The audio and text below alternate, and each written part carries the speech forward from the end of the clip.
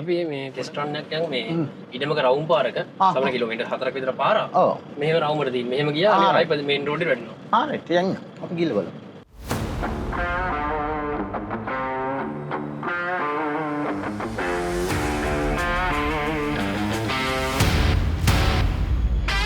මම විරාජ් මල්සංක යක්කල මුල්ලෙන් වාහනයක් ගන්න බලාපොරොත්තුවෙන් මේ දවස්වල වාහන කිහිපයක් බැලුවා.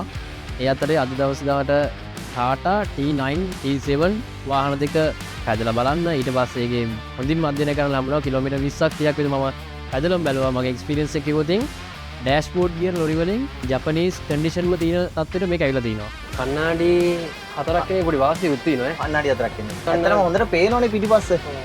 ඒක ඇත්තට දොරේ කන්නාඩියත් මාර වැදගත් වෙනවා. දොරේ කන්නාඩිය එනවා. අපිට ඩෑෂ්බෝඩ් ගියර් හින්දා වාහනේ සෑහෙන පහසුයි. කියන්නේ 3 දෙනෙකුට යනවනම් ඇත්තටම හරිය පහසුයි. ඔව් ඊට තියෙනවා.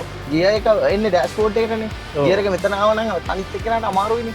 එහෙම කිසිම ප්‍රශ්නයක් නැහැ මේ. අනිත් එක තමයි ඔබතුමාට මේක වාහනේ දැන් පාර අයිනේ එහා පැත්ත නවත්තන්න කියමු. මොන හරි දලු පටව ගන්න. හරි මොන හරි දෙයකට වාහනේ මේ පැත්තේ නවත්තලා මේ පැත්තෙන් බහින්න බැරිනොත් ප්‍රශ්නයක් නැහැ. මේ පැත්තෙන් බහින්න. ඔව් මෙතන ඇවිදලා යන්න ඉඩ තියෙනවා. යන්න ඉඩ තියෙනවා. වර්ක් ක්‍රූ කැබින් එකක් කියන්නේ ඒකයි. ඇත්තටම. ඒක ලොකු පහසුවක් හැබැයි. සෑහෙන පහසුවක් තියෙනවා. ජපන් වාහනවලත් මෙතන ඉඩ නැහැ හැබැයි. මෙතන ඉඩ නැහැ නේ ජපන් වාහනෙත් එන්නේ මේ. මොකද මේ જાතියම මේ ඩෑෂ්බෝඩ් ගියර් පෝසෝ ලොරි වල ඉඩ නැහැ විතර ළඟටම තියෙන්නේ. ළඟටම තියෙන්නේ නේ. ලොකු පැපුපොනක් තියෙනවා ළඟ හරවන්න පුළුවන්. ෆස්ට් ගියර් එකේ සෙකන්ඩ් ගියර් එකේ හොඳ ටෝක් එකක් තියෙනවා. තර්ඩ් එකේ සාමාන්‍ය කඳු ඔක්කොම අදින්න පුළුවන් අපිට. තර්ඩ් එකේ හොඳ ස්පීඩ් එකක් ගන්න පුළුවන් ඈ. තර්ඩ් එකේ හොඳ ස්පීඩ් එකක් එනවා. එන්ජින් සීසී එක 3300ක් 3300යි. හොස් පා 155. මේක අර හෙවි දාන්න බර යනකොට නේද? බර යනකොට තමයි හෙවි දාන්න තියෙන්නේ. ලයිට් මූඩ් එක දාන්න ගියාම හරි මේ එම්ටි යනකොට. තෙල් ඉතුරු කරගන්න පුළුවන් සෑහෙන්නේ. තේකොළ දළු ප්‍රවාහනය කරන ඕන කෙනෙක්ට T7 මොඩල් එක සෑහෙන වැදගත්. මේ පැතිවලට ලොකු හෝන් නැත්නම් හයි කරන්න ඕනේ. වංගු වැඩිනේ. වංගු වැඩිනේ නේ. ඔය ඒ ඉඩම් මැදින් තමයි නිතරම ගමන් කරන්නේ. රයිට්. වාහන 10ක් විතර ෆීට් එකේ පාවිච්චි කරනවනේ අපේ. ඔව්. ස්ටියරින් වීල් එකේ පහසුව තියෙන මෙතන. හොඳ ඉඩක් තියෙනවා මට. පොඩ ඉඩක් තියෙනවා. සෙට් එකේම දාන්න යනවනම් ඒක දිහා සෙට් එක දිහා බලන්න දෙයක් නැහැ. මල්ටි ෆන්ක්ෂන් නෙවෙයි. ස්ටියරින් වීල් එකෙන් කොහොම බැලන්ස් කරන්න. බැලන්ස් කරගන්න. T7 කියන එක මෙහෙම ඇත්තටම අඩි 14 මාර එන්නේ. පටු මූණේ එන්නේ. ඒකත් එක්ක බැලුවහම ඌ තමයි ඔය දැන් ඉඩමට යන තියෙන පාරත් එක්ක බැලුවහම මේක තමයි හරියන්නේ. T9 මොඩල් එක සාමාන්‍ය ජපන් පළල් මූණ ලොරියක සහ සාපේක්ෂවම කන්ඩිෂන් තියෙනවා. ඒ වගේම කැබින් එක ඇතුලේ ලොකු ඉඩක් තියෙනවා. ඒකේ එන සීට් එකත් මාර කම්ෆර්ටබල්. එයා සස්පෙන්ෂන් මොඩල් එකේ සීට් එකක්. එතකොට අප් ඇන්ඩ් ඩවුන් කරන්න පුළුවන්. ඇඩ්ජස්ටබල් ස්ටියරින් වීල් එකක් තියෙනවා. මල්ටි ෆන්ක්ෂන් ස්ටියරින් වීල් එකේ ඉන්නේ. ඉන්දෙනෙකුට පහසුවෙන් ගමන් කරන්න පුළුවන් මොඩල් එක තමයි ওই T9 මොඩල් එක.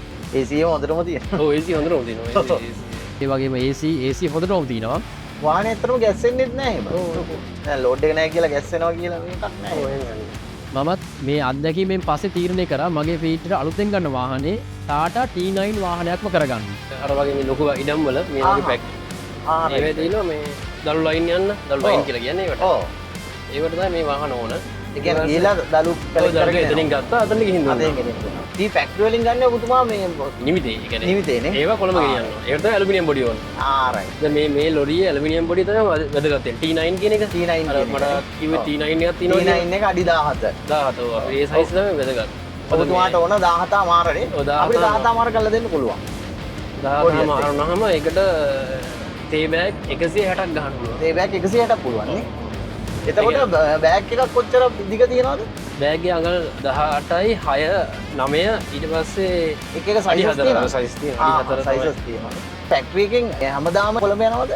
ඔව් හැමදාම ලෝඩ් යනවා. මෙහෙන් ගෙනහිල්ලා ඒකොල එහෙ බාලා එම්ටි එනවා. එම්ටි එනවා. ඒ දිනන නැත්නම් පෝර වෙන්නේ මොකුත් නැහැ. නෑ. හරි. වත්තට මොනවා හරි පෝර අවස්ථාවක් තියෙන පෝර අරගෙන. පෝර අරගෙන. හරි. තෙල් වැඩ කිරීම 6මාරක් 7ක් වැඩ කරනවා කියන්නේ අපිට සෑහෙන වැදගත් වෙනවා. වැකුම් 18ටම පිරෙනවා මේක චුට්ට පදිනවා. ඔව්. ටක් ගාලා පිරෙනවා. දැන් අර මේ ඉස්සර වගේ නෙවෙයි. වැකුම් පිරෙන්න ටිකක් ගාලා නතර කරන් එහෙම ඉන්න අවශ්‍ය නැහැ. ටක් ගාලා මේ පිරෙනවා. දැන් මේකේ මට අහන්න ලැබුණ විදියට වොරන්ටි එක කිලෝමීටර් ලක්ෂ 3ක් දක්වා හෝ අවුරුදු 3ක් කියන එකත් අපිට සාමාන්‍ය මේ ගාල්ල පැත්තේ ප්‍රවාහනය කරන කෙනාට ඕන වැදගත් වෙනවා. මොකද Tata T9 වාහන ලැබෙන මේ වොරන්ටි එකත් Tata කම්පැනිම ලැබෙන වොරන්ටි සෑහෙන වැදගත් වෙනවා. අවුරුදු 3ක් හෝ කිලෝමීටර් ලක්ෂ 3ක් කියන්නේ සාමාන්‍ය ෆිනෑන්ස් එකක් දැම්මත් ඒක ගෙවෙන කාලයනේ. එතකොට ඒක මාර පහසුවක් වෙයි ඕන කෙනෙක්ට. ක්‍රූස් කන්ට්‍රෝල් එනවා මේක. ඔව්. ක්‍රූස් කන්ට්‍රෝල් එක මාර වටන කොළඹ යන කෙනෙක්. කොළඹ යන හයිවේ දාගත්තන් පස්සේ දැම්මද අපි සාමාන්‍ය 80ට විතර ෆික්ස් කරගත්තා නම් ඕලි යන්න පුළුවන් කිසිම කරදරයක් නැහැ. ක්‍රූස් කන්ට්‍රෝල් ලොරියකට එනවා කියන්නේ සෑහෙන්න වටිනවා. මම විතර එක පාගලත් බැලුවේ මේ සාමාන්‍ය මේ කඳු පාරවල මෙච්චර ස්පීඩ් යන්නේ නැහැ. යන්නේ නැහැනේ. අපි දැන් 40 50 කියන්නත් හොඳ ගාණක් නැතුව යනවා. යනවනේ ආන්නේ නැත්තම් දැන් වාහනේට දැනෙන්නේ නැහැ. ඉස්සර තියෙන වාහනවල මේ දාලා පාගන්න ඕනේ මේ ස්පීඩ් එක වැඩි කරගන්න. මේකේම නැහැ මේක ඇඟිල්ලෙන් චුට්ටක් දුන්නා නම් ඉතින්. ගියානේ. ඔව්.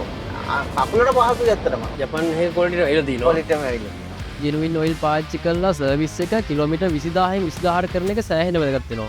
ඔය සාමාන්‍ය ඔයිල් දාලා පාවිච්චි කරාම කිලෝමීටර් 6000ත් 10000ත් අතර අනිවාර්යෙන් සර්විස් කරන්න ඕන. මේක 20000න් 20000ට සර්විස් කරලා ලැබෙන එක අපිට සෑහෙන පහසුයි.